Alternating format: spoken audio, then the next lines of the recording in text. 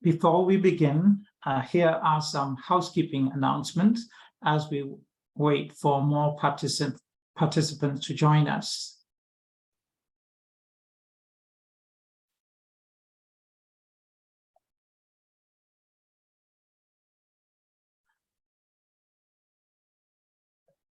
The event is being recorded, including the chat.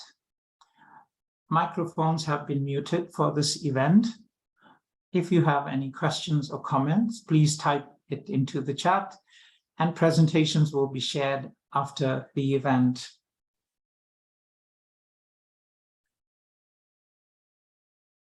Greeting to you, colleagues and friends. Thank you for joining us today. My name is Rajan, and I am Head Learning and Engagement at Singapore Management University Libraries. I am the Standing Committee member for the CPDWL section, and I'll be your MC or host for today.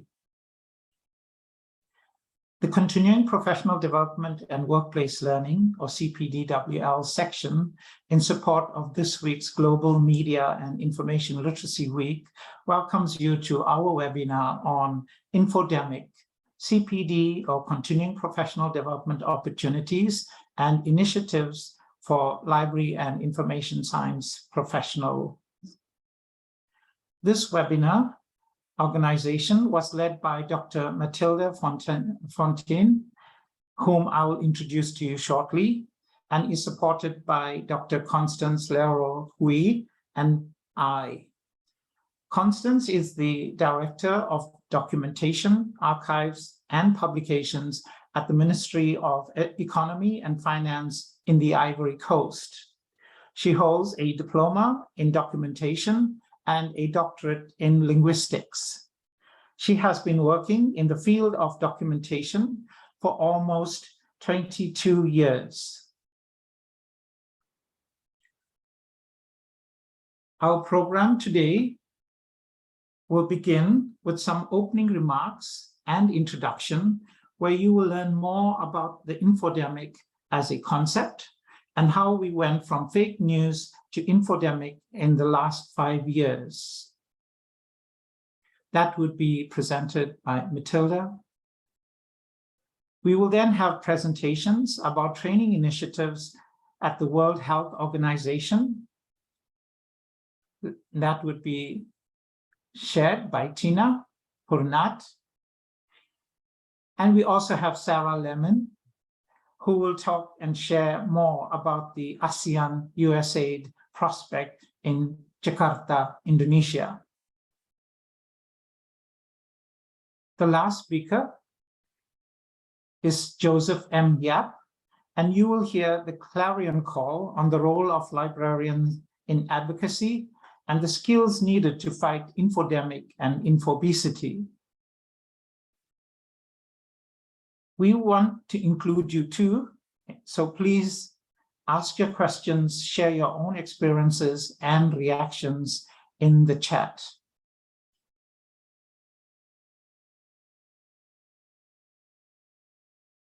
So without further ado, allow me to introduce to you Mathilde, who will be giving the opening remarks and the introduction. From fake news to infodemic, where are librarians? Mathilde is a CPDWL consultant, University of Trieste and Sapienza, Rome, Italy. In 2022, she defended her PhD thesis, Information, Disinformation, and Other Words, a bibliographic tool for an international debate. Academic librarian since 1995, she is member of AIB, the Italian Library Association Professional Development Board, and served 2 terms with CPDWL, where she is currently acting as an external consultant and leading the Infodemic Working Group. Her professional and research interests range from language studies to learning, covering both information literacy and professional development. Mathilde will thereafter facilitate the 15-minute speaker presentations. Over to you, Mathilde.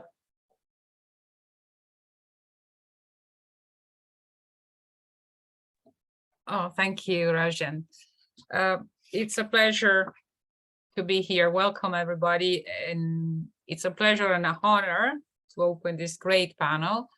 And so without further ado, I will move on to doing so by offering an overview of the topic, infodemic. I will begin with the definition, comparing the term with the term fake news. Next, we will have some focus on information literacy and on librarians. How can they contribute? Do they need to develop new or different skills? The number of people registered today says that many are interested in these topics, but I wonder if all attendants are librarians. For those who are not, I wonder what vision they have of librarians. So together with the other organizers, I welcome you all to make your voices heard, as Rajan already invited that you do through this webinar. Fake news and infodemic are terms that spread apparently out of nowhere, became buzzwords in no time at all, and the increase in one saw a decrease in the other. Here you see their occurrences in the main bibliographic databases, including news on the web, a corpus from 29 Anglophone countries. Fake news began spreading at the end of 2016, though it has existed since the end of 19th century in the United States, and infodemic in 2020. Tina Purnat's place is to speak about WHO, but let me tell you that the appearance of this definition on the website during the pandemic witnessed to a global perception of the problem. Let me point out just some aspects of the meaning. It's synonymous for information overload, for infobesity. Too much information makes it more difficult to find what we need. False and misleading information is included, but that is not all. Also, too much sensible, reliable information may be a problem. The magnitude of the issue may be context related. For example, when experts argue about the effectiveness of vaccines in front of a TV audience, this causes confusion. Instead, the same discussion among peers contributes to science and reaches less easily our old aunties. Another point, the infodemic is not just digital, but the digital dimension makes it the more relevant because, especially with social media, in the digital age, every single individual is a potential information producer. During the COVID emergency, the infodemic enhanced confusion, mistrust, risk-taking behaviors. If people believe vaccination is the result of a conspiracy or that alcohol can be a remedy, it will be more difficult to stop the spread. Communication is important. In the face of a flood, you don't wait for someone to tell you what to do before you climb on top of your house. So if institutions keep on changing the rules or they are not quick to react to emergencies, people will look for solutions elsewhere. Fake news means unreliable information. The first definition here underlines politically motivated purposes. It entered lexico.com in 2017, though the resource is no longer there. The term only entered Oxford English Dictionary in 2019 as a sub-entry of fake. It points to news conveying deliberately false information or accused of doing so. The second aspect comprises the press itself, not just the individual pieces of news.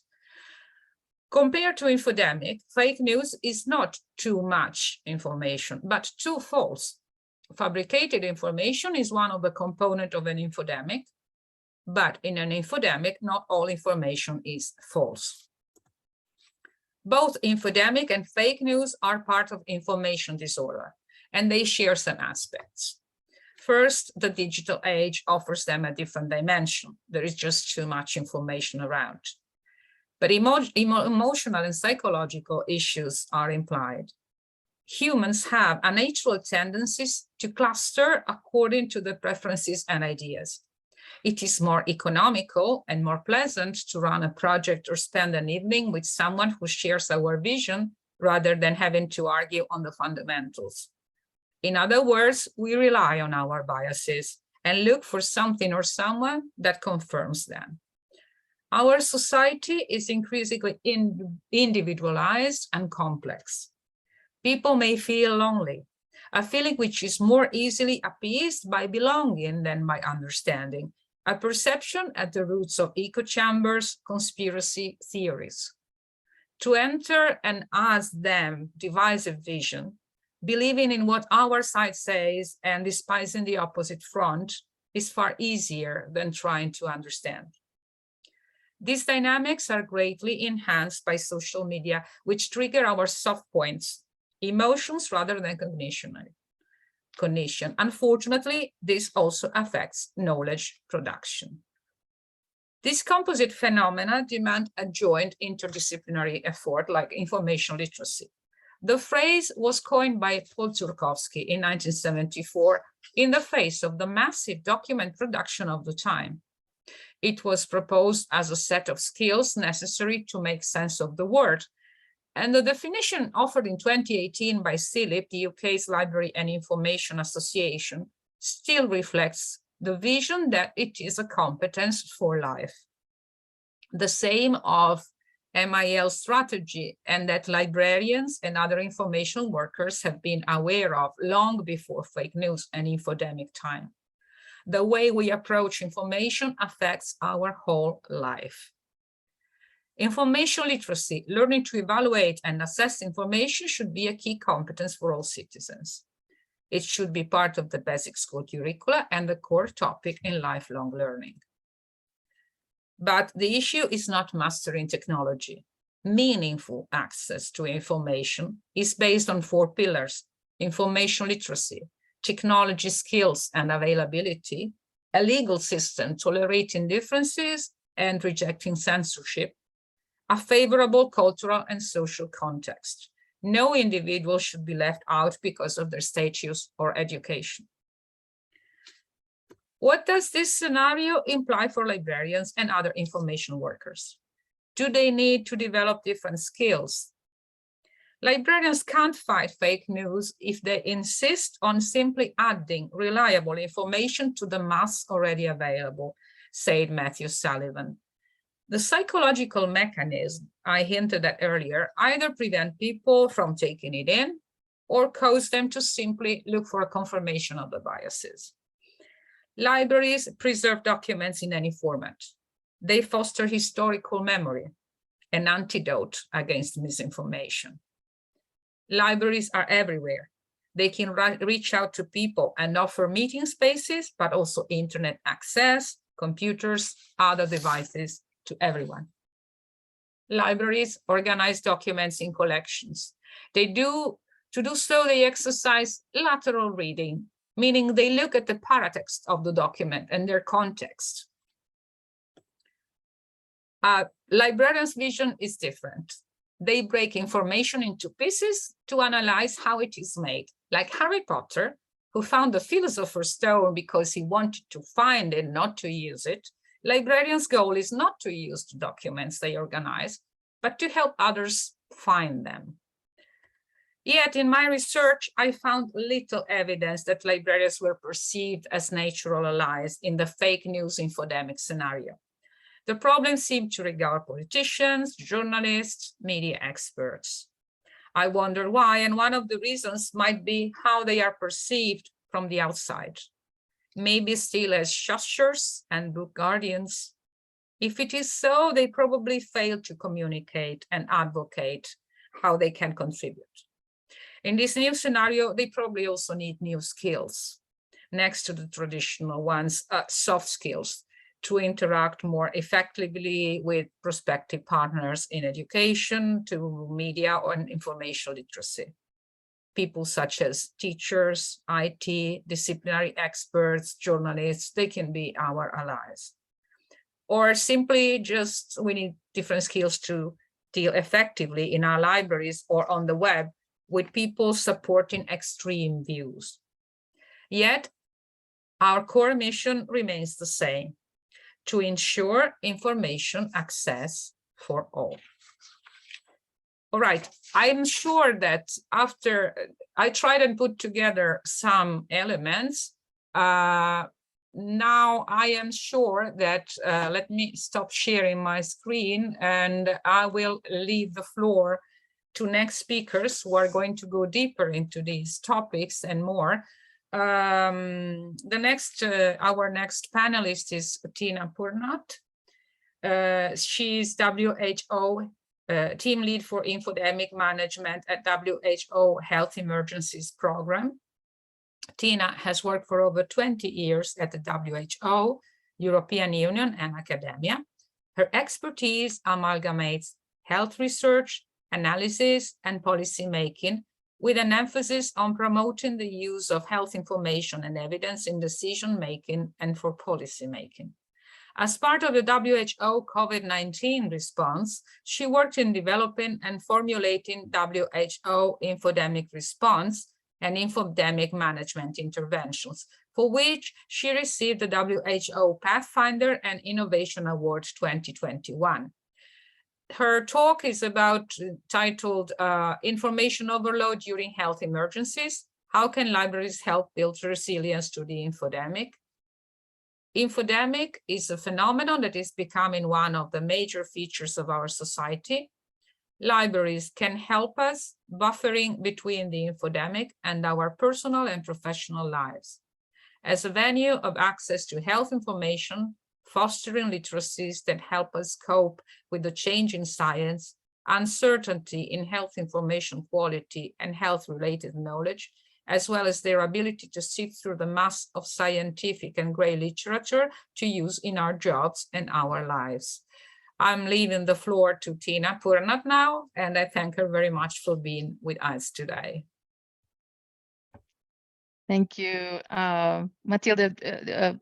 Thank you also for the introductory talk. I think I hope to complement what you talked about. So just to let everyone know, my graduate degree is in medical informatics, and that's actually a field that came out of information and library science, information retrieval, and evidence synthesis and digital work.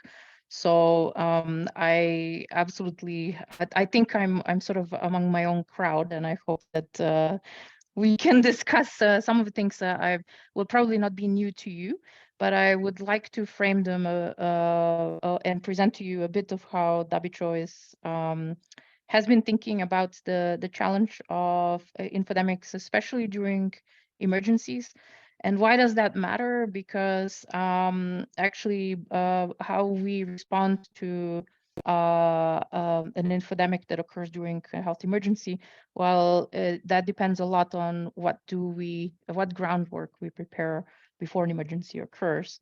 And as Matilda actually already alluded to, the way that we think about an infodemic, it's really, a lot of people think that it's about mis and disinformation, but I think I probably don't need to explain to you that actually the precursors to people believing mis and disinformation is actually when they have questions, or when they have concerns, or they're looking for information, but they don't find authoritative information from a trusted source.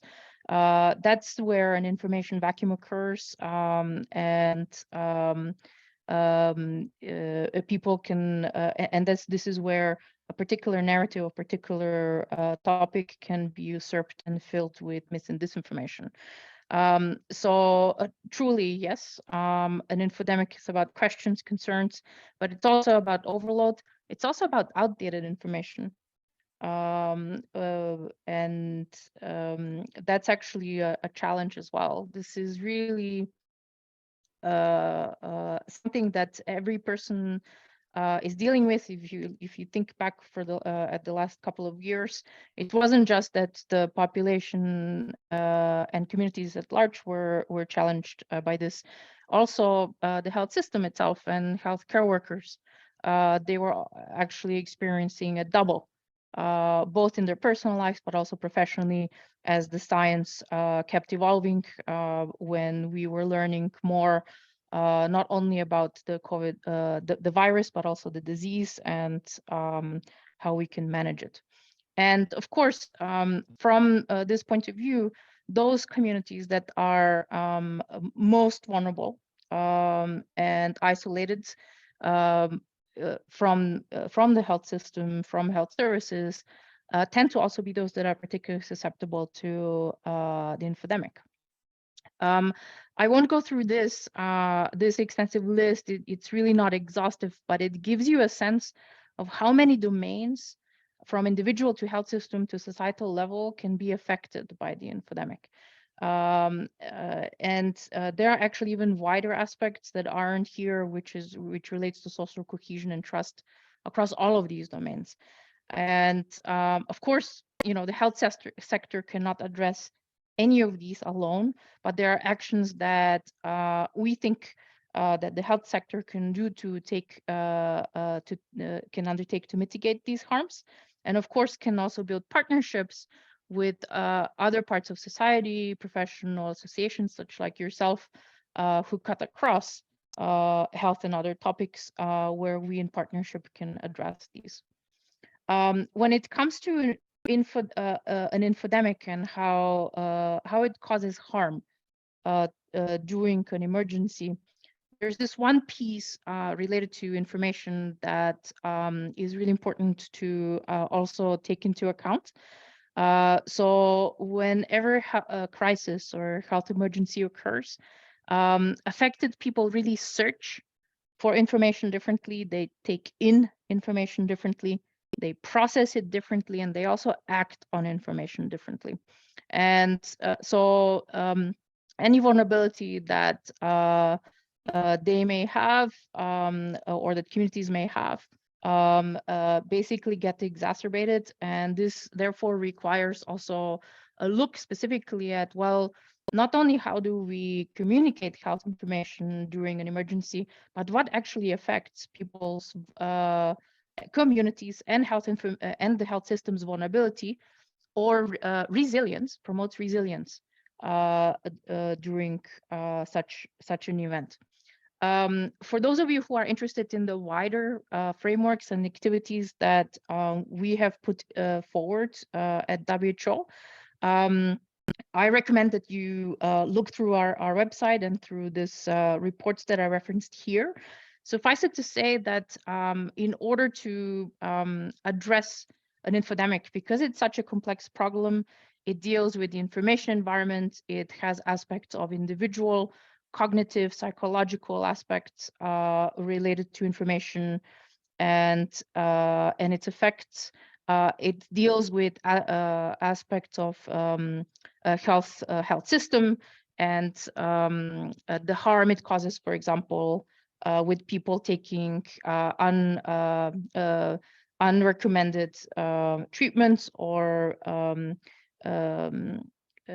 unproven treatments and unproven diagnostics, for example, to protect themselves during an emergency. So when you look at it from that point of view, we have worked together across society to put forward a framework or basically a strategy of the types of actions that we can take across society to manage the infodemic. Librarians were actually at the table at the beginning of 2020 when we were producing this framework, and we absolutely think that collaborations with information and library science professionals are key here. Then there's three other pillars that we are emphasizing, which is promoting the science of infodemiology, which is extremely multidisciplinary. And I don't need to tell you that it's quite it's challenging to bring different fields of science together, looking at this complex challenge and the effects. We've also emphasized quite a lot the building of different tools for especially emergency responders in effective diagnosis and also intervening on the infodemic in communities. And of course, this may be also of interest to you, a WHO competency framework for building a health workforce to manage infodemics. Now, this one is focused on health authorities, but just like Matilde said, actually it may actually be also useful for library and information science to think about, well, what are the aspects and competencies that may be useful to bring into library and information profession, education, and so the training and the continuing education. I'd like to conclude with just a couple of suggestions on how I think actually the health sector can partner up with library information science and with libraries. I really do think, and Matilda mentioned this, is that libraries are trusted community places that connect people. And because the infodemic, displays itself at an individual level, having a trusted space to search for and discuss health information is really important. I don't need to tell you that trust is important in supporting health behaviors. So, the same way that we practice hand and cough hygiene for controlling an outbreak, we should be able to, and we should be practicing also information hygiene. And this is where libraries and librarians could actually help us in promoting that type of discussion, promoting the skills, and allowing people to bring in the questions to a safe space. I also see libraries play an important role in trying to buffer between the infodemic, so the information overload and the questions and information seeking, and the people that they're serving. And this curation role for information and evidence is not to be underestimated. This is whether this is a community library or whether it's a medical library. This is really important, and it's also something that we've been emphasizing, and I think it's an area of work worth promoting. We all should be mindful also of our responsibility to science and evidence. So during COVID-19, I also very likely don't need to tell you the proliferation of preprints has really put in a challenge in communicating the way that science and scientific process take place and how they're explained. So, there is some responsibility on the scientific community, on the scientific journals to take that on. There's also some push in science communication in explaining the scientific process, but I really see a special role for librarians with specialist backgrounds here. Those of you who work in settings like schools or medical libraries, because you can actually offer infodemic management resources appropriate to your audience. So you can promote open science, you can promote good practice of evidence appraisal, and you can direct people to the right resources. And then lastly, and this is where also Matilda mentioned, in addition to information literacy, the way that we think about literacies, there's actually several that would affect health behaviors of people. Information literacy, media literacy, health literacy. I would even argue in influence literacy in the modern digital age. And this interface between libraries and people, that's actually the important trusted relationship where we can really then promote health education and health promotion of all literacies. I really think that libraries are one place where we can really promote health information equity, meaning not only access to health information, but ability to use and opportunity to use the information. We've seen time and again that nowadays poor information is responsible for poorer health and well-being across the world. And this is where I think it's really key to partner up with you. I think another aspect not to specifically underestimate here is that this trusted relationship with the customers who come into the library is really important in order to be able to promote empathic an engaging conversation with people. So imagine when a patient is searching for alternative cures to their autoimmune disease or cancer, or when they come into a library with some other question. It's really an opportunity for librarians to engage people in dialogue. And we really shouldn't underestimate what an empathic conversation and engagement with people, also providing further resources, really can make as an impact in building the literacy and actually building the ability of people to use information. And of course, because I'm an informatics nerd, I also think that we need to engage librarians also in development of tools that allow us to much more quickly review and search for evidence. This is also what Matilda mentioned. There are several projects within WHO in different countries where there are partnerships with library and information professionals. This, I think, something needs to be the norm. And I'm always I'm always an advocate of bringing this type of multidisciplinary approach to the table. Lastly, since we are meeting in the Media Information Literacy Week, I wanted to just show you and challenge you to use this one tool that we also in our own infodemic management trainings have used. It's called Get Bad News, that basically teaches digital literacy. You could say information literacy, influence literacy, and actually inoculates against misinformation. It's actually something that has been evaluated and proven to work, where you get to, for 5 minutes, play the bad guy, the person that is promoting false information, misinformation, disinformation, and is trying to influence the world. By learning the manipulation techniques that can be used online in order to do this, it has been shown that in the wild, when people see and experience this online, they end up recognizing it and therefore being more resilient to being manipulated and taking part in such manipulations themselves. So this is maybe a homework for you as a takeaway. Thank you very much for listening. I hope we have a good conversation. Okay, thanks to you, Tina. I found many hints on your presentation.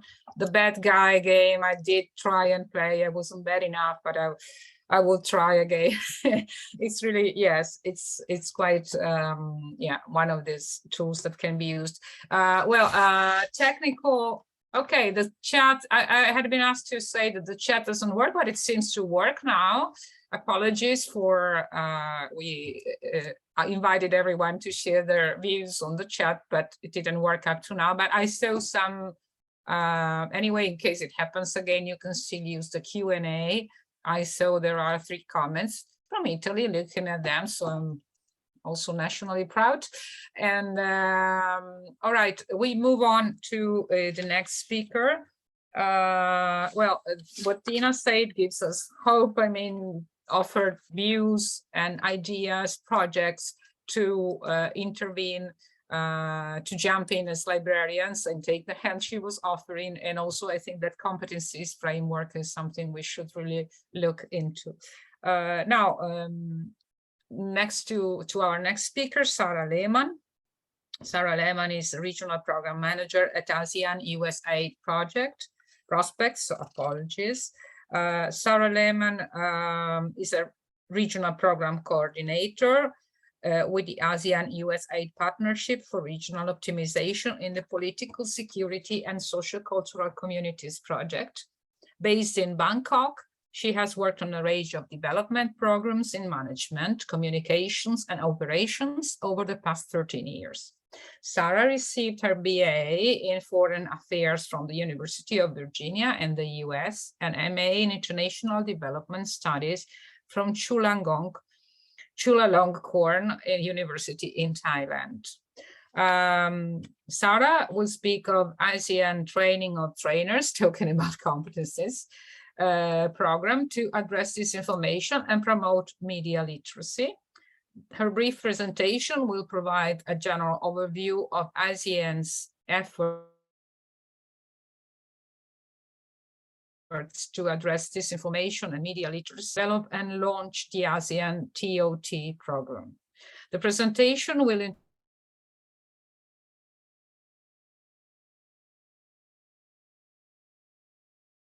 introduce the TOT program, share lessons learned, next steps for dissemination. And now I leave the floor to Sarah.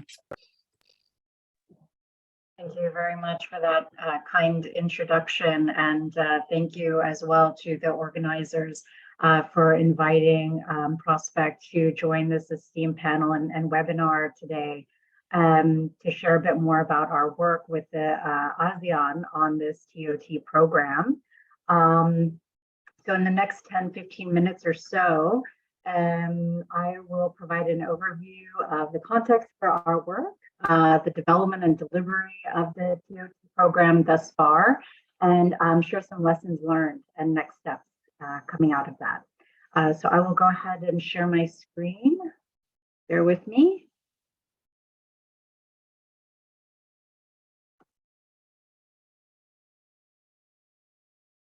Okay, so hopefully you all can see my screen now.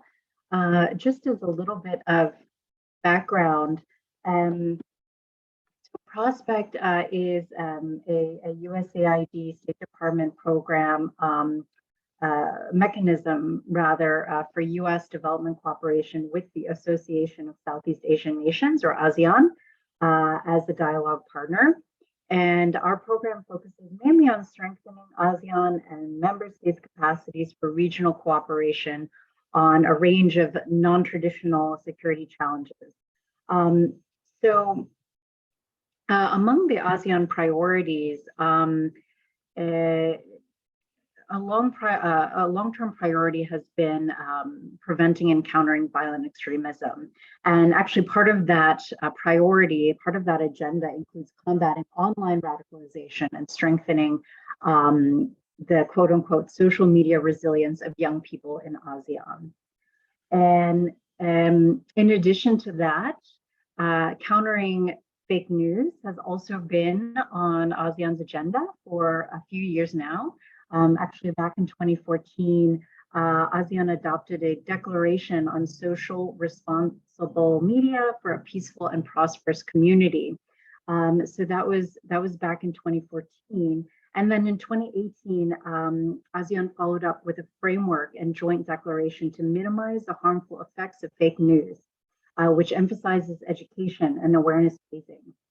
And then, as we all know, and as the previous panelists underscored, with COVID-19 and more people being online in ASEAN and globally, we saw the so-called infodemic erupting alongside the pandemic. So it's within this context that we began working with ASEAN, and specifically with the entity called Senior Officials Meeting on Education, to develop a practical tool for ASEAN member states, ministries of education, to support the continuing professional education of educators across the region on countering disinformation and promoting media literacy, recognizing that there are quite a few initiatives in the region already that are targeting young people, that are targeting journalists as well.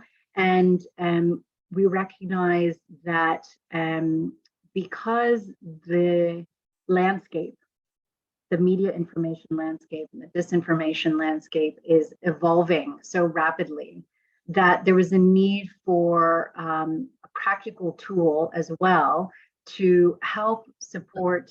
Sorry, we sometimes lose your maybe if you speak closer to the microphone, it doesn't happen. I don't know. We lost a couple of seconds now, and somebody's writing in the chat that the audio comes and goes. I don't know. Just okay. Okay. Is this any better? Yeah, now it's fine. If it continues Okay. like that, it's fine. All right. Thank you. We'll give it a try. Apologies. So it's within this context that we began working on this TOT, and really, again, keeping in mind that when we talk about social media, of course, we know that there are a lot of influencers, but we also recognize, within the lives of young people that there are a lot of influencers IRL or in real life, right? Of course, parents and caregivers and educators and teachers are a big part of that influence landscape as well. And so that's why we really wanted to target this tool for educators. So without further ado, let's dive in.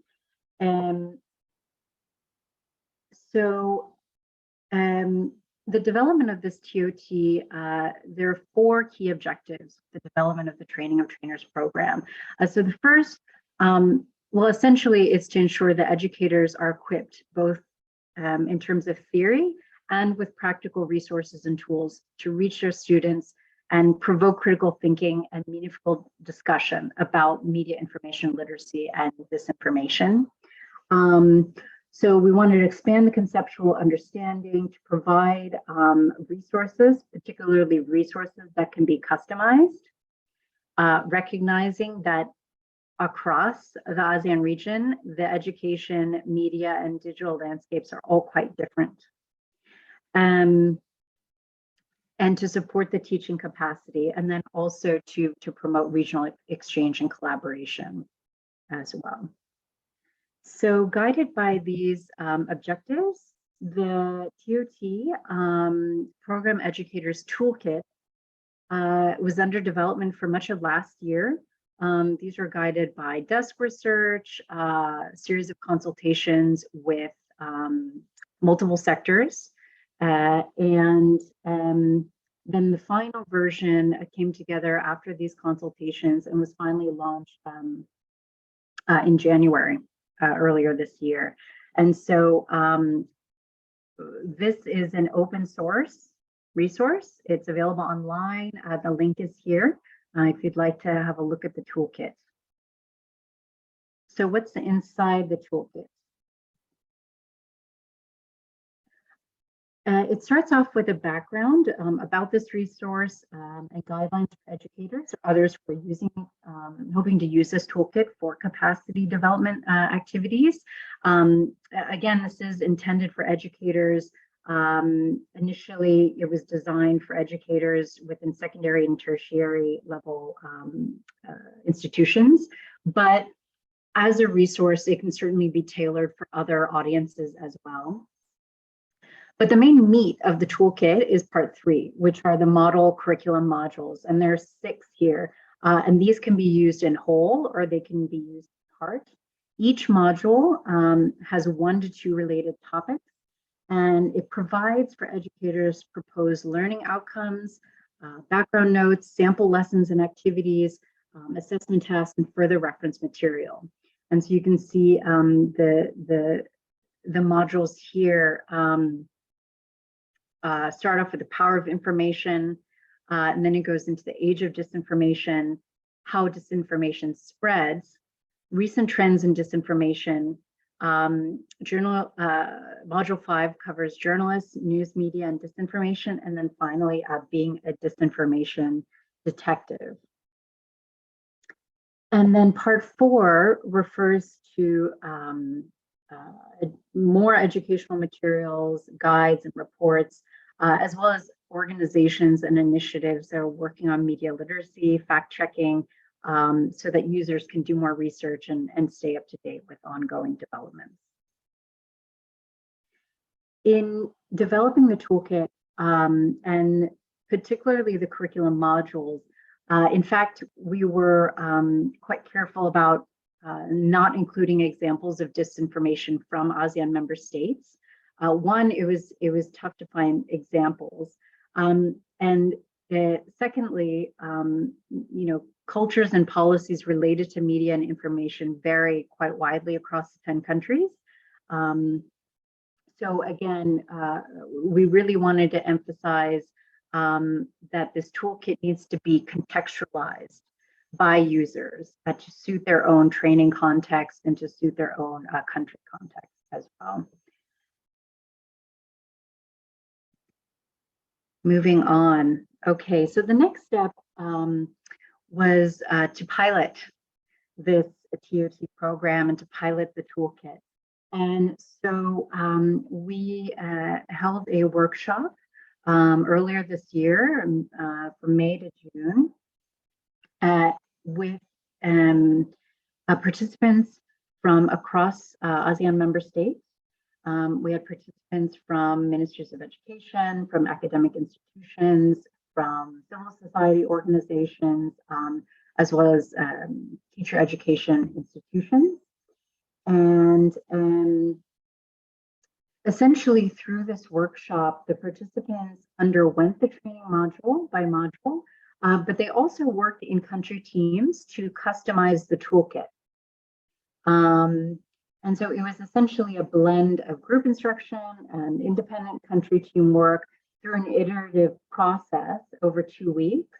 And during this time, the team outlined strategies, finalized the curriculum modules, and to disseminate them within their respective education systems.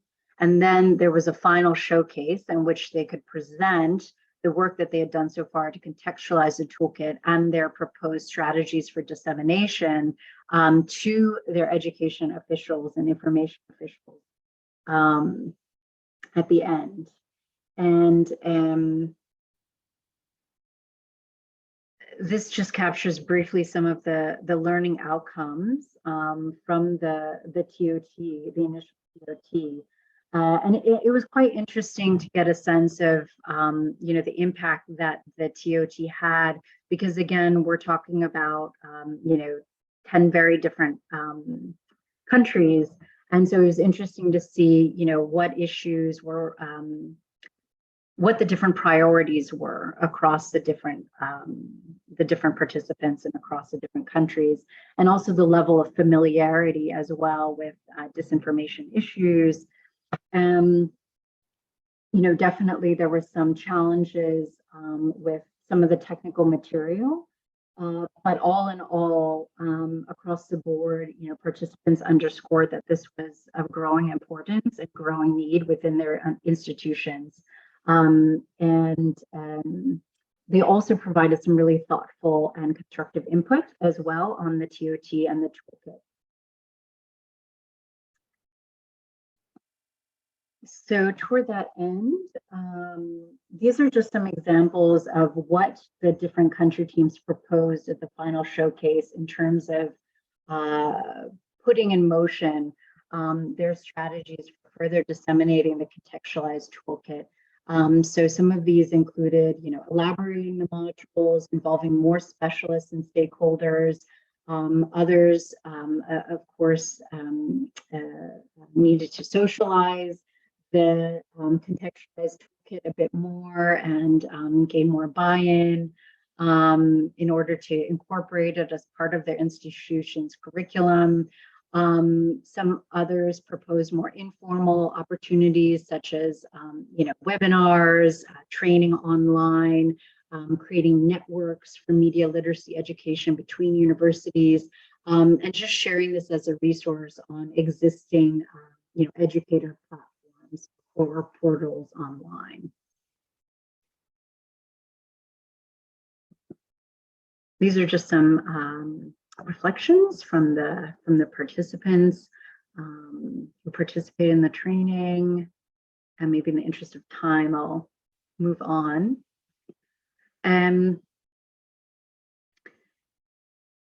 So these just capture a few of the lessons learned from this initial TOT. again, the concept from the beginning was for this toolkit to serve as a source material that can be customized to the teaching context, not only to make it more locally appropriate and relevant, but also, recognizing that the information landscape is constantly evolving. And so, what we're looking at now, the way that the toolkit currently stands online, it's fairly static. It's a PDF that's available online. And now we're looking at turning it into something a little bit more user-friendly, something that's available more as a living resource. I'll talk a little bit more about that in next steps. Also, as mentioned, we invited inputs from key stakeholder representatives on the toolkit design, approach, and content. And the feedback was valuable, of course, but one of the lessons learned was that, the process maybe could have been complemented as well by having like a smaller dedicated advisory group involved along every step of the way, and really using that opportunity to cultivate a community of practice across the ASEAN region. Let's see. Of course, there were trade-offs with the regional and virtual training format. So we're looking at do some follow-up capacity building in person. Let's see. Already, though, there was a benefit nonetheless with having a virtual training, and a virtual training that was regional in nature, because even though the countries are diverse in terms of where they are with respect to media information literacy and digital citizenship initiatives, they were able to learn from each other as well.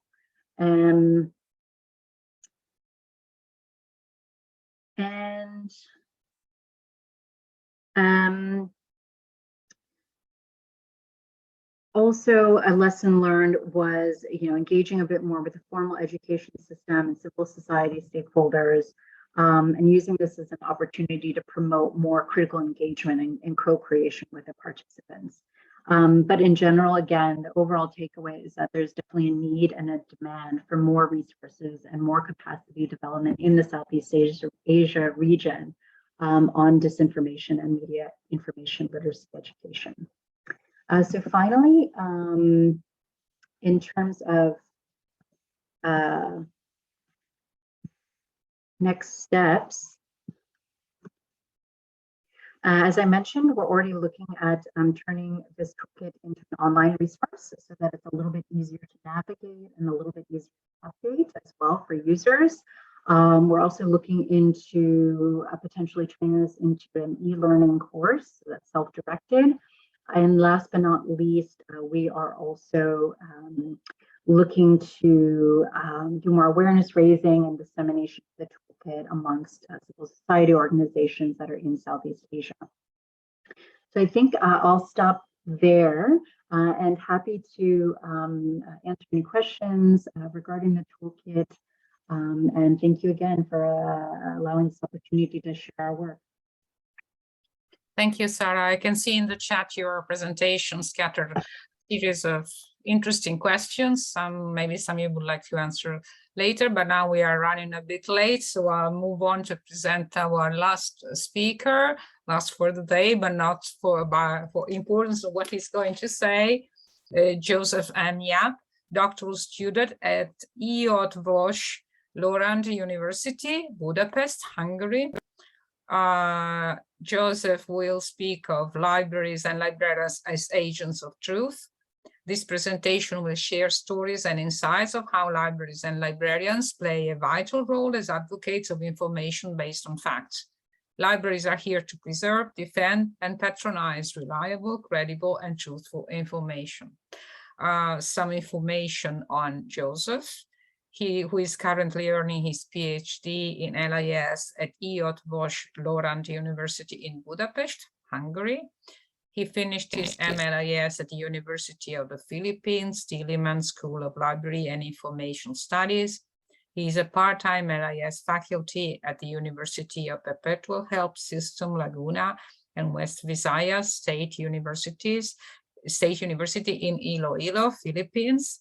As part of his extension services, he acts as the advisor of the Association of Special Libraries of the Philippines, President-elect of Special Libraries Association, Asian Community, Deputy Chief Editor of UniLib NSD Conference Proceedings, and Reference Editor of The Dialogue, the interdisciplinary journal of popular culture and pedagogy. His research interests are media and information literacy and reference services. And now the floor to Joseph. Thank you, Matilde.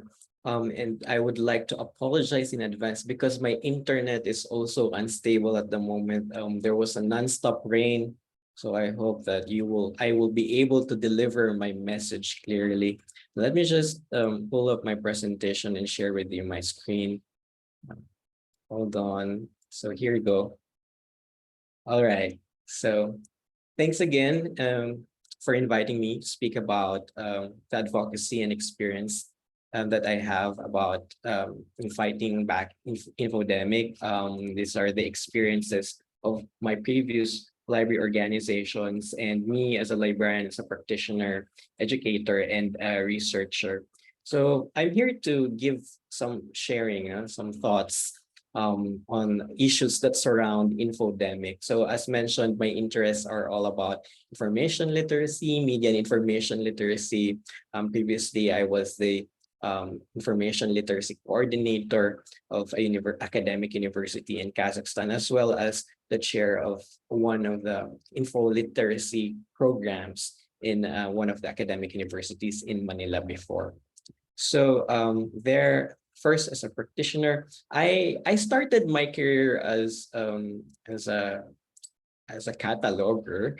But then when I was transferred in the reference section, I fell in love with information literacy and all the how to analyze the behavior and learning experiences of students or our community.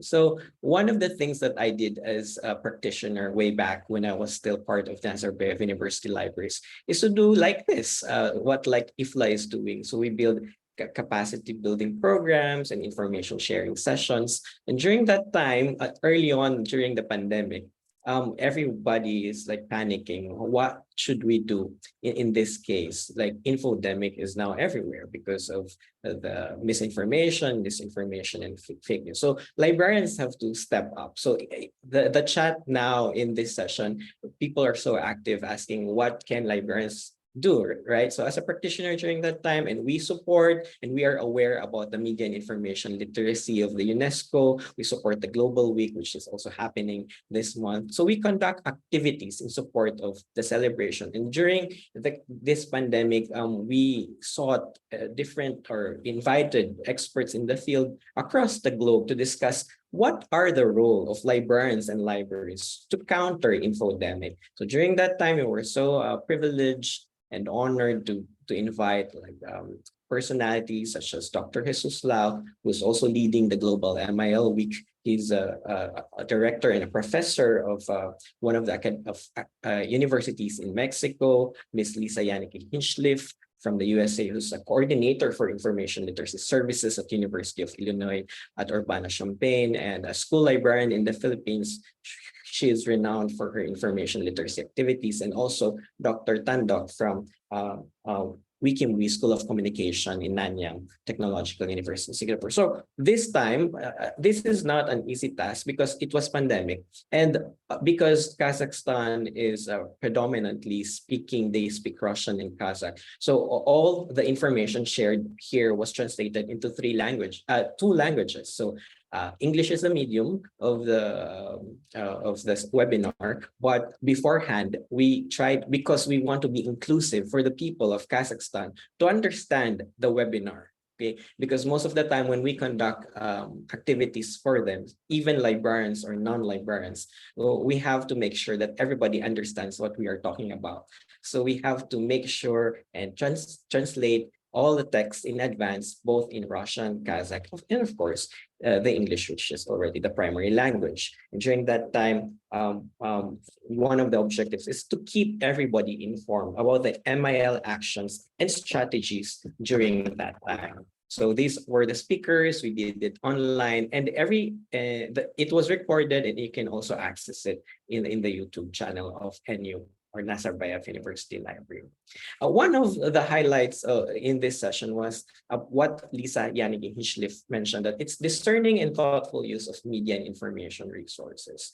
Now, she mentioned this because there is a disparity, or people could be two types. People could be naive, or people could be cynical, right? So people, some of us, they can be our friends, they can be our family members. And it was always mentioned that in this age of disinformation, there's always a matter of who we trust. So people sometimes just accept. So whoever is the one speaking, they just accept those things, right? And people also question everything, those that are at the other end of the spectrum, which is those who are cynical. So this is one of the things that I remembered during that time. And as a library, of course, we understand that people should understand and analyze. So libraries now have created a lot of guides, and one of the popular is LibGuides. So if you are subscribing to LibGuides, so we created also a list. So this one is more for people of Kazakhstan. So we created and curated information about how do we keep up with the pandemic happening and how to counter infodemic in Kazakhstan. So if, for example, we have to find out credible resource lists on how to break that one. And also during that time, some groups or organizations, let me just mention the Philippine Association for Media and Information Literacy. So also just like IFLA CPDWL, they conducted trainings online, and one of which we discussed about how the importance of facts and how to get away with infobesity during infodemic. So infobesity was a buzzword at that time. It was defined and it was included in a dictionary term. It was an excess of information. So initially, it's just like infodemic. So it's like more excess of information in which people cannot rationalize their decisions. So it was also a webinar during that time, and all of these things are accessible online. You can find them either in YouTube or in Facebook as well. Also, as what I mentioned, librarians and libraries can compile videos in local settings. So wherever you are, just like what our previous panelists have mentioned, you can curate those videos and place them in your online repository or in your library website. We always talk about library marketing and promotion. So this is the chance for libraries to put up one piece of that information into the library webpage or put it in your social media accounts, because this way you are also helping how to counter infodemic. And also, if you can see alternative free online courses, just like the modules that was mentioned by Sarah as well. So online, you can see them, like, for example, there is this crash course in YouTube where you can see about facts and fact checking, how to check. Matilda also mentioned about lateral reading. So all these things you can access freely online. So as a library, or librarians working in a library, you can also put this in your library web pages, in your LibGuides as well. So as an educator, I'm just new in this teaching profession. It's just my second year of teaching, and always believe that it's a noble thing to do, right? It inspires the next generation.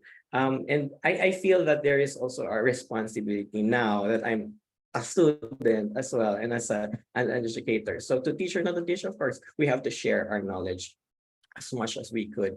So in one of my classes, in my information literacy classes, I ask students this way, like if they can provide of what they feel, what misinformation is all about. You can also do this. You ask your friends, your closest friends, you ask your family members, right?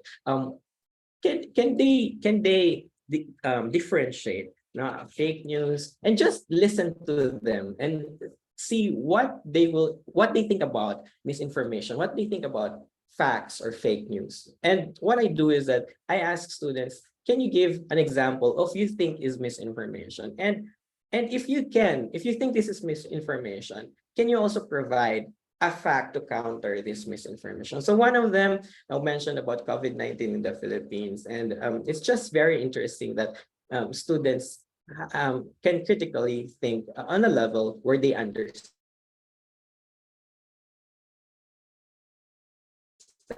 misinformation and fake news.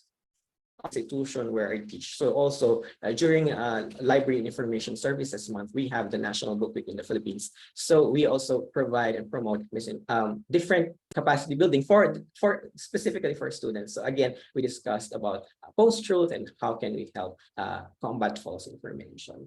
Also, in one of the classes, I asked one of the class, what is for them, how they can contribute to combat misinformation. So I asked them, can you create an infographics or can you create a poster when we are discussing misinformation in class? And this is one of the outputs of the student. And it's also interesting that I teach them referencing, citation. It's very important that even if they find images online, they should also credit the source. So I hope that at some point, it goes through a process where they learn what misinformation is all about. And also, finally, as a researcher, I did a research. I collaborated with a nurse, professional nurse, and we asked, because about trust, and the nurse is already in the site, we asked them about their vaccination hesitancy. And I think it's also a problem, not only in the Philippines, but also in some parts of the globe. So it's vaccination infodemic. So here we emphasize the role of the librarian in digital information. And also because most of them, when we ask, their primary source for news information is social media and Facebook.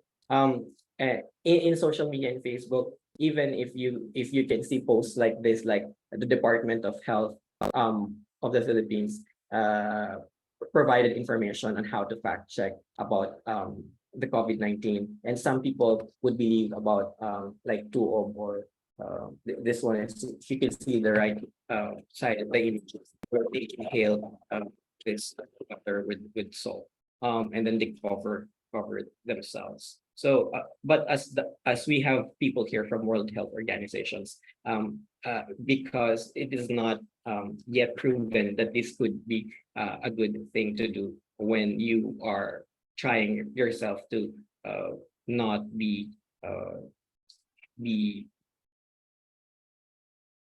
to have COVID-19 during that time. So we have questions like this, like what do you think, or before we ask the population, the general population, who are ready to be vaccinated. And so before they came to the vaccination site, do you think, how many times did you think before you get vaccinated? So more than 100 people were there, and most of them thought that almost 80%, they think they thought twice before getting vaccinated, because there is a threat, there is a challenge for them. They need to be educated, because again, during that time, there is a level of panic, there's a level of fear and mistrust to false misinformation. So there. And then other question would be, it took a while for them to go, because what they see on media, on TV and radio, that vaccines were not safe and effective. So the choices were, I believe at first, but now I am convinced. So some are not yet convinced to go, but then they still, finally, they were able to be vaccinated there.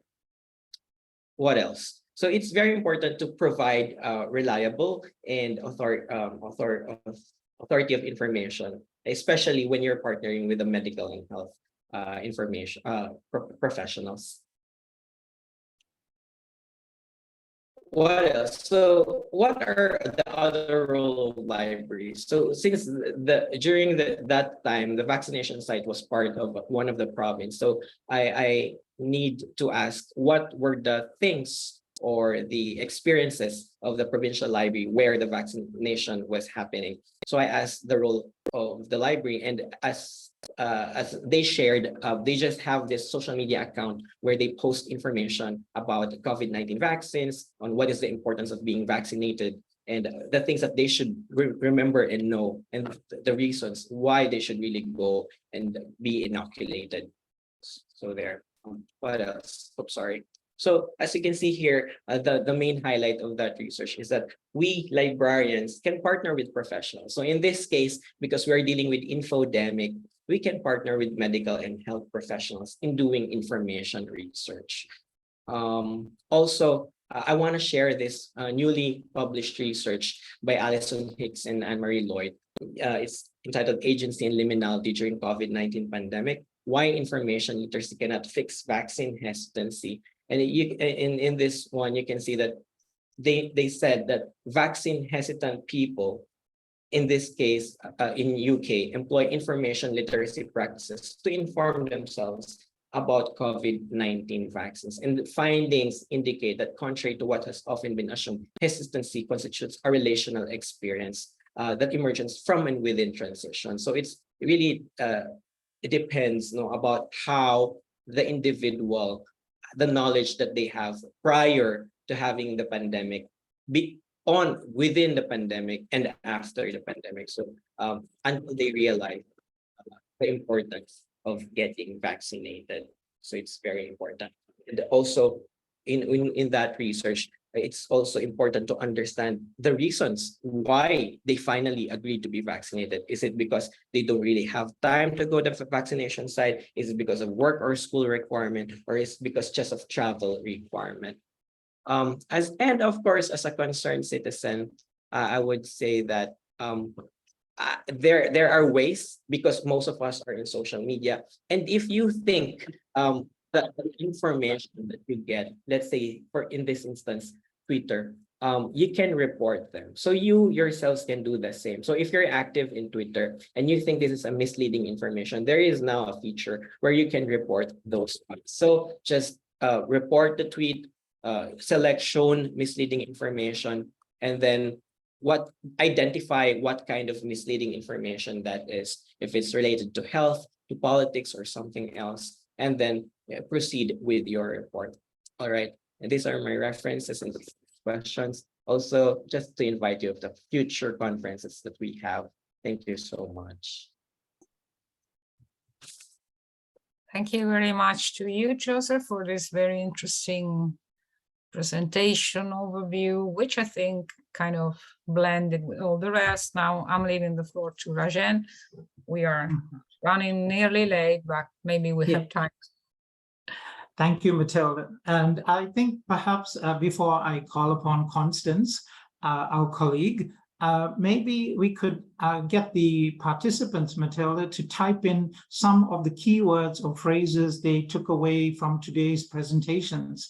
So I think the chat is now working, and perhaps you could have some free text typing in some of your keywords or concepts that you took away from the presentations. So Constance, whilst everyone's typing their thoughts, perhaps what was your takeaway from some of the sessions that you listened in today? Constance, over to you.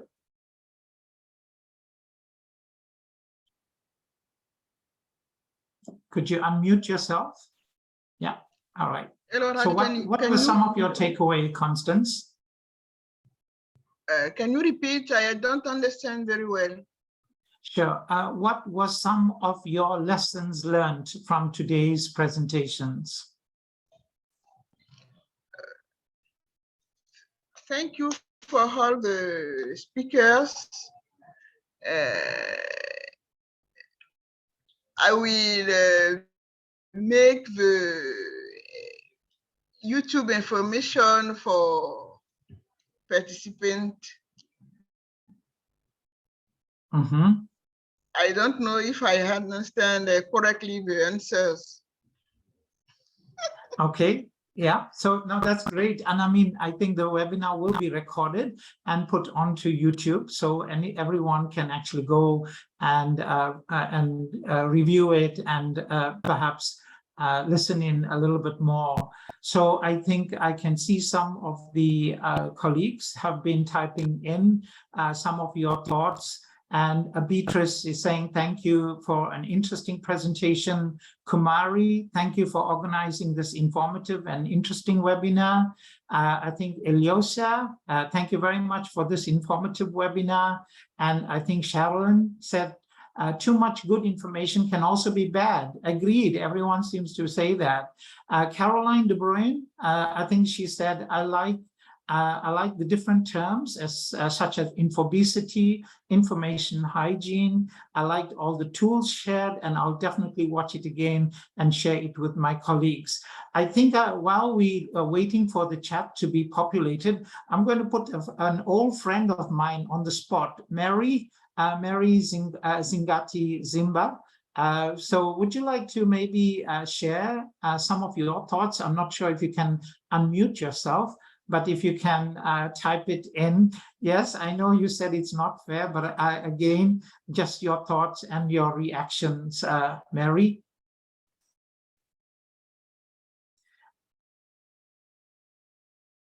Any comments so far, Mary, from you? Donato, I think, said trust. It's important for all of us and the rest that comes after. I think also we can see some of the other comments in the Q&A. They've been answered quite well. I think Donatella asked quite a few and she contributed a lot. And she had to leave, unfortunately. May I ask a question to the speakers? Sure, Matilda, please do so. It's just that, we mentioned, it's a short question, but it may have a long answer, so please try not to. Okay, some people speak of information literacy. Some say that information literacy could be an umbrella for all literacies, media, health, algorithmic literacy, etc. I heard some of you make distinctions. I would like to hear your thoughts about it. How important is it to distinguish the various literacies? I don't know, we could start from, Tina or. It is important. The field of literacies is actually something that is still developing, as you know, and this is why there are so many literacies that have been defined. From the point of view of health, it's important to distinguish them all, because if we, for example, batched all of the literacies under information literacy, it does imply that as long as people had access to information and knew how to use it, they would actually behave the way that we recommend, for example, through health guidance. And we know from behavioral science, from research, that just having access to information and having the ability to understand it and use it is not enough to translate into a health behavior. This is why doctors still smoke. We have many doctors who still smoke. They know that smoking is bad, but they still do it. Not to underestimate the importance of the information and media literacy, but it's actually a combination of many factors, including what Joseph was saying later, the design environment, the experience of the health system, the experience of our environment. So it's an extremely important one, but it would be a slippery slope to try and combine all literacies together. They all have a purpose. They all describe different skill sets of people. That would be my suggestion. So you confront them one at a time, if you need to act. Some of them are, in my opinion, some of them are complementary for our ability to participate in everyday life. Health literacy, for example, of course, is defined by definition in relation to a person's health outcome, health and well-being. Thank you. Thank you, Tina. Thank you. Sarah? Go ahead, Matilda. You want to hear from Sarah? Yeah.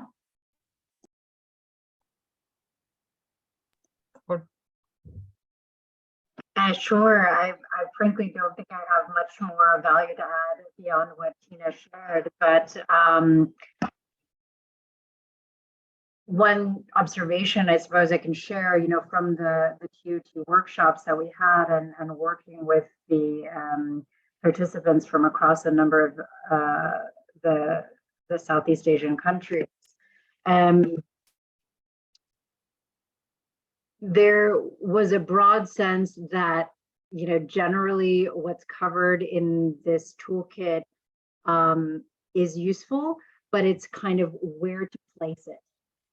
Because the number of the institutions, had perhaps ongoing media studies programs, or they might have ongoing digital citizenship programs, or they might have similar programs. And so it was a little bit of trying to figure out where to place this, when in fact it's really more broadly about it's more broad and can be applied in a number of different subject areas. And so, for us, I guess, we were following media information literacy more in line with some of the encountering disinformation, more in line with some of the priorities and languages that are even used by ASEAN and our support to them. But yeah, it's a good question in terms of, are we covering different literacies, or is it all under one umbrella? Thank you. I don't know if Joseph would like to have comment on that. Yeah, so because we are dealing now, I would like to say on the perspective,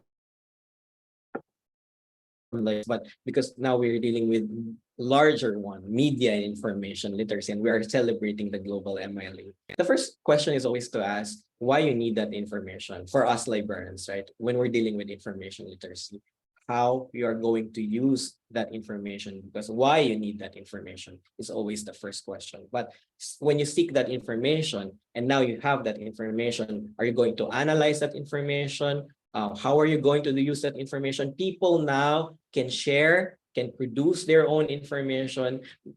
Everyone can be consumers of information. So the greater end of it is that once we have that information, how ethically are we going to use that information?